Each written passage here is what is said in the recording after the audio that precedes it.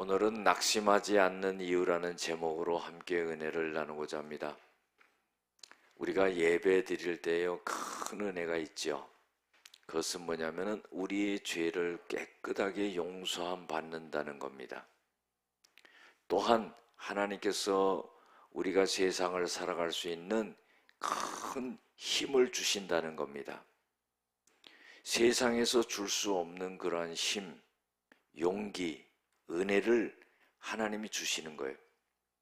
그래서 예배 드릴 때 하나님으로부터 힘을 받는 그것을 통해서 세상에 나가서 거침없이 승리하면서 살아갈 수가 있다는 겁니다. 할렐루야. 여러분들, 우리가 예배를 드린다고 할 때요, 설렘을 가져야 됩니다. 하나님 앞에 큰 기대감을 가져야 돼요. 하나님이 주시면은 좋고 안 주시면은 만다, 그게 아니에요. 설렘을 가져야 됩니다. 오늘도 하나님께서 말씀을 통해서 나에게 큰 은혜를 주신다, 이런 설렘을 가져야 돼요. 준비된 자에게 하나님이 역사하시는 거예요.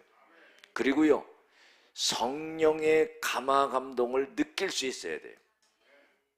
영적인 얘기거든요. 그냥 맹숭맹숭하게 예배드리는 게 아니에요. 성령이 나를 감싸고 감화 감동시키고 힘을 주시고 하는 것을 느껴야 된다는 거예요. 그래서 성령은 말씀 가운데 역사하시는데, 성령이 말씀 가운데 역사하실 때 그 감동이 와야 돼요. 그러면요, 그걸 믿음으로 딱 받아들일 때 하나님의 기적의 역사가 일어난다는 거예요. 저는 개인적으로 바라는 것은 뭐냐면요, 예배 드릴 때 예배의 현장 속에서 하나님의 역사가 나타나기를 참 간구합니다. 여러분들, 말씀을 전하는 자나 말씀을 듣는 자가요, 그 믿음이 된다면은 얼마나 하나님이 역사하시기 좋겠어요. 얼마나 기적을 많이 베푸시겠어요. 얼마나 많이 하나님께 영광을 돌리겠어요. 할렐루야. 살아간다는 자체가 너무 힘든 시대입니다. 그러나 우리는요, 용기를 잃지 말아야 돼요. 믿음을 잃지 말아야 돼요. 하나님이 함께 하셔요. 하나님 우리를 붙잡아 주십니다. 할렐루야. 우리가 KFC 알지요? 켄터키 프라이드 치킨. 이 켄터키 프라이드 치킨을 만든 사람이 커넬 샌더스라고 하는 사람입니다. 이 사람은요, 1930년대에 조그만 가게를 열었어요. 그게 잘 됐습니다. 그런데 고속도로가 나무로 인해 가지고요, 차가 한 대도 안 다니는 거예요. 그래서 또 망했어요. 망하다 보니까 손에 든 돈은 13만 원밖에 없었어요. 절망이지요. 포기하고 싶지요. 그러나 포기하지 않았습니다. 자기가요, 11가지 비법을 갖고요, 이 켄터키 프라이드 치킨을 갖다가 만든 거예요. 그래가지고 가게 식당을 돌아다니면서 프랜차이즈를 만들기 위해서 우리 이 닭을 써달라고 그렇게 했는데, 거절을 얼마나 많이 당했는지 몰라요. 1008번의 거절을 당했어요. 그런데요, 1009번째에 유타주의 한 식당에서 그것을 받아들입니다. 그런데 이게 얼마나 맛있는지 대박을 터뜨린 거예요. 그 세계적인 기업이 된 겁니다. 할렐루야. 여러분들, 우리는요, 하나님을 믿는 사람들이기 때문에요, 세상 사람들과 다른 보너스가 있다는 것을 알아야 돼요. 세상 사람들은 자기의 힘, 자기의 능력, 자기의 재능, 이런 걸 갖고 성공을 하지만은, 우리는요, 우리의 능력 이상인 하나님의 힘이 우리에게 덧입혀질 때 하나님께서는 우리에게 큰 축복을 주시고 성공하게 하고 하나님의 영광을 돌리고 주님을 위해서 쓰고, 그런 역사가 일어나게 되는 줄로 믿습니다. 태어난 지 얼마 안 돼요 실명된 사람이 있었어요. 그 사람이 이름은 페니 크로스비라고 하는 분입니다. 이분은요, 찬송가를 9,000개를 갖다가 작곡을 한 사람이에요. 그래서 우리가 익숙하게 아는 찬송은 뭐냐면 나의 갈 길 다 가도록, 이건 죽을 때까지 부르잖아요. 또 예수로 나의 구주 삼고, 이거 모르는 사람이 어디 있어요? 이거 모르면 간첩이죠. 이렇게 유명한 찬송가를 많이 작곡한 사람이에요. 근데 어렸을 때 실명이 돼가지고요, 앞을 보질 못한 거예요. 그런데 그 절망 속에서 하나님을 믿고 하나님을 바라보고 찬송가를 작곡하게 돼서 세계적으로 유명한 그런 사람이 되었습니다. 어떤 사람이요 질문을 했어요. 이렇게 앞을 보지 못하고 살아가는 것이 원망스럽지 않느냐? 이런 질문을 했을 때 이 크로스비는 무슨 대답을 했냐면은, 내가 앞을 보지 못했기 때문에 하나님의 영광을 위해서 이 수많은 찬송가를 작곡할 수 있었다.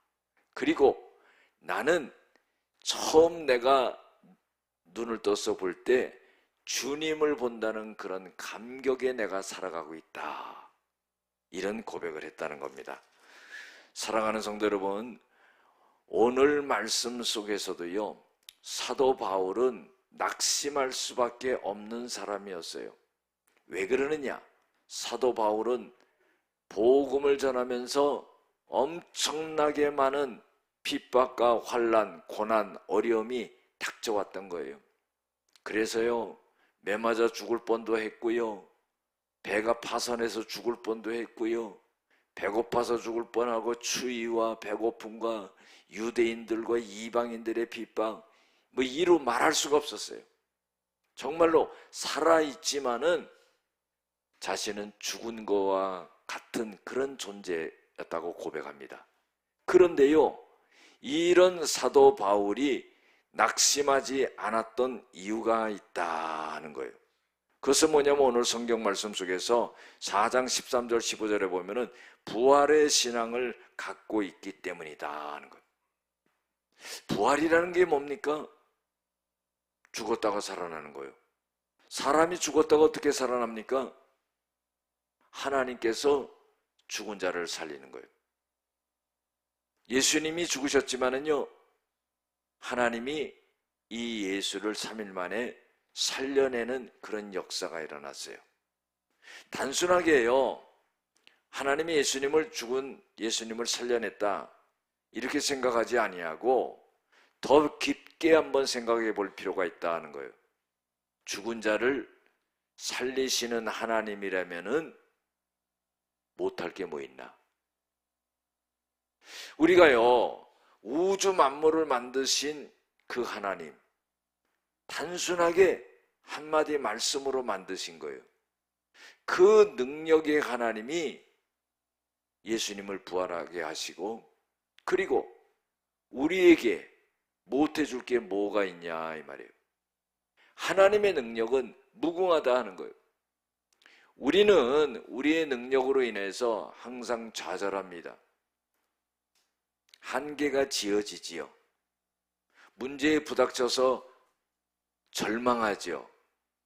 낙심합니다. 주저앉아요. 생각을 오래 하다 보면은 내 머릿속에, 마음속에 생각이 돌면서 우울해집니다. 생각지도 않았던 일들이 나에게 닥쳐요. 뭔가 잘해보려고 했지요. 계획했지요. 그런데 오히려 그것이 나의 어려움이 된 거예요. 절망스럽습니다. 그런데 이것을 이길 수 있는 것은 뭐냐면은 부활의 신앙을 가질 때 이길 수 있다는 거예요. 하나님은요, 우리를 떠나지 아니하고 버리지 아니하시는 그런 하나님이에요. 한 번 자녀로 삼아 주셨기 때문에 우리를 절대 버리지 아니합니다. 우리가 어떤 문제 속에 있다 할지라도, 어떤 고난이 있다 할지라도 하나님은 우리를 내치시는 분이 아니다 하는 거예요. 바울이 바로 이런 신앙을 가졌어요. 죽을 것 같은 고난과 어려움과 환난을 당했지만은 부활 신앙을 갖고 일어설 수 있었다 하는 거예요. 이것을 고린도 교회 교인들에게 말하는 겁니다. 여러분들, 말의 힘이라는 것은 뭐예요? 경험에서 그거를 말하는 거예요. 실질적인 것을 말하는 거예요. 추상적인 것을 말하는 게 아닙니다. 앞으로 미래에 될 것을 막연하게 말하는 게 아닙니다. 되어진 것을 말하는 거예요. 부활한 걸 말하는 거예요. 그 부활의 신앙을 갖고 자기가 죽을 것 같은 고통과 어려움에서 이겼던 것을 고린도 교회 교인들에게 말했다 이 말이에요. 그래서요 13절에서 15절에 보면은 기록된 바 내가 믿었으므로 말하였다 함과 같으니 우리가 같은 믿음의 마음을 가졌으니 우리가 믿었으므로 또한 말하노라. 여러분 하나님을 믿지 아니하면 말할 수 없다는 거예요. 내가 믿기 때문에 당신들에게 말한다 이 말이에요. 우리는 같은 믿음을 가졌다는 거예요. 우리 믿음의 사람들은요 하나님의 말씀을 근거로 해서요 같은 말 같은 뜻 같은 마음으로 온전히 합해야 되는 거예요. 할렐루야. 두세 사람이 내 이름으로 모인 곳에 나도 그들 중에 함께 있느니라고 그랬어요. 함께 부르짖을 때 하나님이 역사하신다고 그랬어요. 같은 마음을 가져야 돼요. 같은 믿음을 가져야 돼요. 한 목소리를 내야 돼요. 함께 주님을 바라봐야 된다 이 말이에요. 주 예수를 다시 살리신 하나님이 예수와 함께 우리도 다시 살리사 너희와 함께 그 앞에 서게 될 줄을 아노라. 예수님만 살려주신 것이 아니라 우리도 부활시켜 준다 이 말이에요. 이것이 얼마나 큰 소망입니까? 예수님이 부활하시지 않았다면요 우리도 부활할 수 있는 소망이 없는 거예요. 그런데 예수님을 부활시키시고 하나님이 우리도 부활시킨다 그런 거예요. 우리의 삶 자체도요 주님이 부활시켜 주시는 거예요. 삶이라는 것은 무너집니다. 축대를 쌓아놓으면요 모래샘같이 무너질 때가 얼마나 많은지 몰라요. 또 쌓으면 또 무너집니다. 그러나요 부활신앙을 가진 자는요 우리가 부활할 뿐만 아니라 우리의 삶 자체를 하나님께서 이렇게 세워주시는 그런 역사가 일어난다는 거예요. 하나님이 오늘 믿는 우리들에게 아주 특별하게 우리들에게 말씀하시는 거예요. 세상에 있는 그 어떤 사람에게 말씀하시는 게 아니라 오늘 여기에 모여있는 우리들에게 하나님이 특별하게 말씀하시는 거예요. 그래서 우리를 건져낸다는 겁니다. 우리를 부활시킨다는 겁니다. 우리의 인생을 다시 회복시킨다는 거예요. 이 말씀이요, 이 말씀을 믿는 자들에게는 하나님이 그것이 능력이 되게 한다는 겁니다. 오늘 하나님 말씀을 주실 때요 그 말씀이 나에게 주시는 말씀이요 능력의 말씀이요 은혜의 말씀이요 아멘의 말씀이 되어서요 교회 밖에 나가서 삶을 살아갈 때 하나님이 그 역사를 우리들에게 보여줄 줄로 믿습니다. 할렐루야. 믿음은 바라는 것들의 실상이라고 그랬어요. 눈에 보이지 않아요. 시간이 지나면 그것이 내 눈에 나타나요. 왜요? 내가 믿음을 갖고 있었기 때문에. 히브리서 11장 6절에 보면은 믿음이 없이는 하나님을 기쁘시게 하지 못하나니 하나님께 나아가는 자는 반드시 그가 계신 것과 또한 그가 자기를 찾는 자들에게 상 주시는 이심을 믿어야 할지니라. 하나님이 오늘 우리에게 상을 주십니다. 은혜를 주십니다. 담대함을 버리지 말라. 이것으로 큰 상을 얻느니라. 우리는 주저할 때가 많이 있지요. 그러나 주저할 필요가 없어요. 하나님께 기도하고 하나님이 주시는 능력을 받아서 앞으로 나가면 되는 거예요. 부활의 신앙을 갖는 사람은요 두려울 게 없습니다. 죽었는데 살려내거든요. 우리 인생이 무너졌다 할지라도 하나님이 살려내요. 참 놀라운 겁니다. 자기 인생을 스스로의 절망에 빠뜨리는 사람이 있습니다. 이 사람은요 하나님이 구제하지 못하는 거예요. 아무리 능력이 있는 하나님이라 할지라도 이 사람을 건져내지 못한다는 거예요. 그러나 다 망하고 다 무너졌지만은요 하나님을 바라보는 믿음을 가진 이 사람은요 하나님의 능력이 입혀지기만 한다면은 하나님이 다시 부활하게 하는, 살아나게 하는 그런 회복의 역사가 일어나게 될 줄로 믿습니다. 두 번째로 뭐냐면요, 낙심하지 않는 이유는 속사람이 날마다 새로워진다는 거예요. 겉사람이 있고 속사람이 있어요.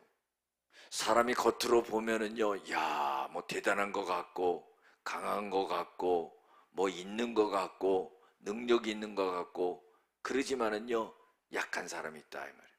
속이 강해야 된다 이 말이에요. 하나님은요, 속사람이 강해야 된다는 거예요. 겉으로 드러나는 것은요, 바람 불면 없어진다 이 말이죠. 그 사람이 육체적으로 건강하고 세상적으로 환경적으로 나았고 그렇지만은 이런 것들은 다 없어지는 거라 이 말이에요. 속사람이라는 건 무슨 영적으로 강한 거예요. 말씀으로 무장한 거예요. 성령의 인도함을 받는 자들이에요. 이런 사람들이 강한 사람들이라 이 말이에요. 그럼 그렇게 본다면은요, 세상 사람과 우리와 비교해 본다면은 세상 사람이 어떻게 보면 더 잘난 것 같고 더 잘 나가는 것 같고 더 잘 되는 것 같고 그럴 때가 있는 것 같아요. 그렇지만은요, 그들보다 우리가 더 강한 것은 뭐냐면은 우리가 속사람이 강하다는 거예요. 하나님이 우리의 속사람에게 말씀을 주시고 성령을 주시고 은혜를 주셔가지고 능히 모든 것을 이겨나갈 수 있도록 그렇게 만들어 주신다는 겁니다. 할렐루야. 우리가 진주가 탄생하는 원리를 아십니까? 진주는요, 그냥 만들어지는 게 아니에요. 조개에 모래 하나가 딱 들어가면은 그게 빠지지 않으면서 굉장히 이 조개가 아파한다는 겁니다.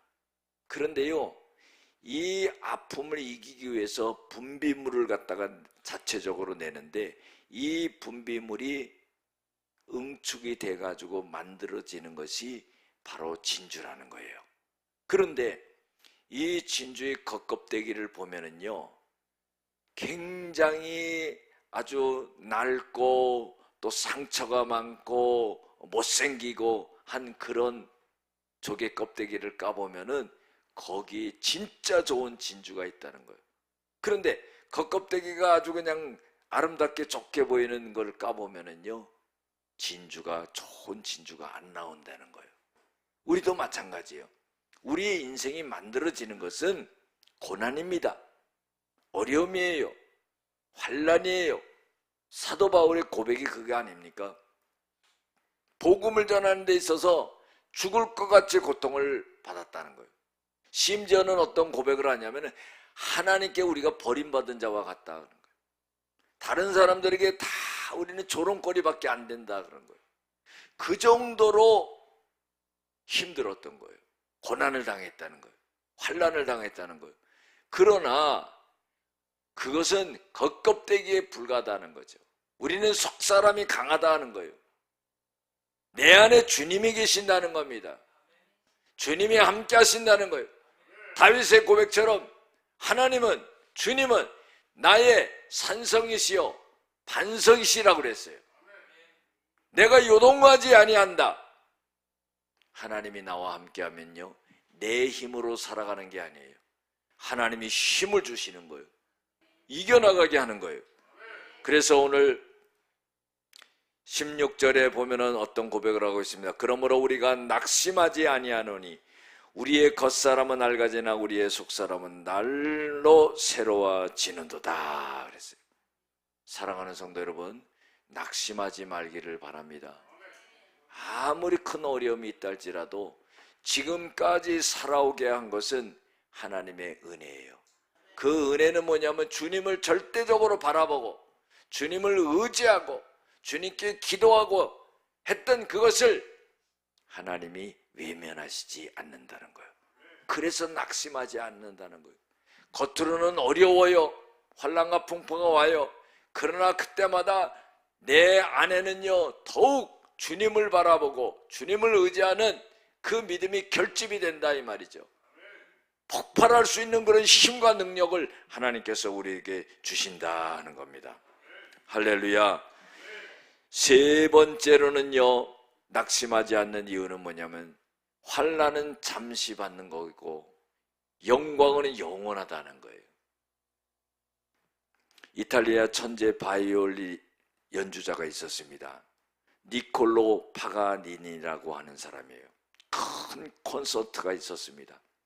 연주를 하는데요, 난감한 일이 벌어졌습니다. 바이올린 줄 하나가 팅 하고 끊어지는 거예요. 그러니까요, 관객들이 더 당황한 거예요. 지휘자가요, 더 당황한 겁니다. 그런데 진작 이 니콜로 파가니니는요, 당황하지 않았어요. 세 줄로 연주를 하는 거예요. 그런데요, 또 한 줄이 팅 하고 끊어진 거예요. 두 줄이 남았어요. 그러니까 사람들이 야, 이제는 연주회 끝났다. 지휘자도요, 당황한 거예요. 그런데요, 연주를 계속하는 거예요. 그런데 또 한 줄이 또 끊어진 거예요. 이제 줄이 몇 개 남았습니까? 그렇죠. 바이올린이 네 줄이라는 걸 아는 사람은 하나 남았다고 대답을 하지만 바이올린이 몇 줄인지를 모르는 사람은 띵한 겁니다. 한 줄이 남은 거예요. 이제는 도저히 연주를 못할 거다. 한 줄로 연주를 갖다가 능숙하게 해낸 거예요. 그러니까요, 관객들이 일어나가지고 기립박수를 한 거예요. 그래서요, 바이올린 줄이 끊어짐으로 인해 가지고 더 영광을 받았다는 거예요. 할렐루야. 고난은요, 우리의 삶의 걸음이 됩니다. 그래서 그 고난을 갖다가 물리치려고 하지 말아야 돼요. 그걸 다 흡수해 버려야 돼요. 나무가 거름을 안 주면은요, 나무가 자랄 수가 없고 빵이 커지지 않아요. 빵이 뭔지 아십니까? 이 굵기를 빵이라고 그래요. 이 빵이 커지지 않는 거예요. 거름을 흠뻑 주면은요, 굵기가 굵어지고요, 나무가 잘 자라는 거예요. 그것처럼요, 고난과 어려움은 우리 인생에 하나님이 주신 걸음이다 생각해야 돼요. 그거를 받아 먹을 수 있는 사람이 돼야 됩니다. 그걸 이길 수 있는 사람이 돼야 돼요. 내 힘으로는 부족하기 때문에, 지치기 때문에, 힘겹기 때문에 하나님께 기도하고 하나님을 의지하고 하나님을 바라보고 하나님의 영광을 생각하고 그런 사람에게 하나님께서는 힘을 주시는 거예요. 환난이란 잠시 받는 겁니다. 지나가는 거예요. 지나가고 나면은요, 없었던 것처럼 되는 거예요. 영광이라는 것은 영원해요. 사라지지 않아요. 계속적으로 그 영광의 빛이 비춰지게 되는 그런 역사가 일어나는 겁니다. 실패할 때 좌절해서 포기하는 사람은 거기서 모든 것이 사라져요. 그러나 실패를 딛고 일어나는 사람은요, 영광이 찬란하게 비치는 그런 역사가 일어나게 된다는 거예요.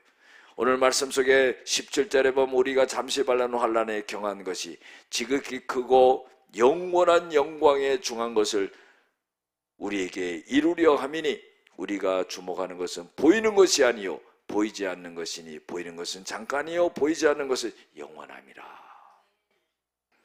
마지막으로요, 네 번째로요, 낙심하지 않는 이유는 뭐냐면 하늘에 영원한 집이 있기 때문이다.